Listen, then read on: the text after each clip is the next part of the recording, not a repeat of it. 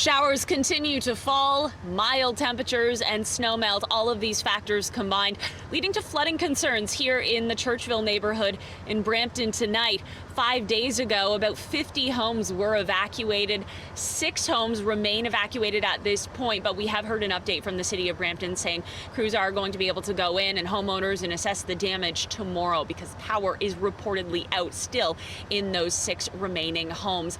Excavators here on the Credit River have been working all day long to try and clear up this ice jam, and the city says for the most part it's working. Before the rain today, the river dropped by about 30 centimeters, but it has increased slightly with the rain, the snowmelt, and the mild temperatures. So we still have some special weather statements in place north of the city, rainfall warnings as well. We've also seen some freezing rain warnings up towards the Ottawa Valley. Quite the setup for freezing rain there. When we look at our current snow depth, you'll note north of the city, places like Brampton, there is still a hearty amount of snow on the ground. And with temperatures continuing to rise until about midnight, the snow will continue to melt even as that heavy rain tapers off to showers.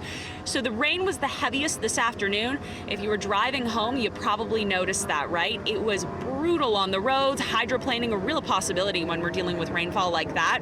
We only have about 5 to 10 millimeters of rain left in the forecast, 10 probably pushing it at this point. It is just going to continue to taper off. We have seen the bulk of this rain, and then tomorrow a big drop in temperatures, a gusty northwest wind, and that is going to bring with it some snow squalls to the traditional snow belt. It will be a gusty night tonight and day tomorrow. Northwesterly winds between about 30 and 50 kilometers an hour, and that's cooling us down. The daytime high -3. Yeah, that's as warm as it gets for Wednesday.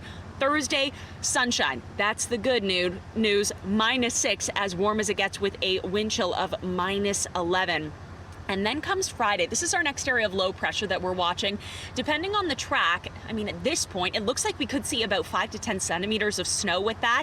We will clear out, however, into the weekend. High pressure is settling in. We will clear out, warm up slightly back to seasonal, but all eyes on that Friday snowstorm.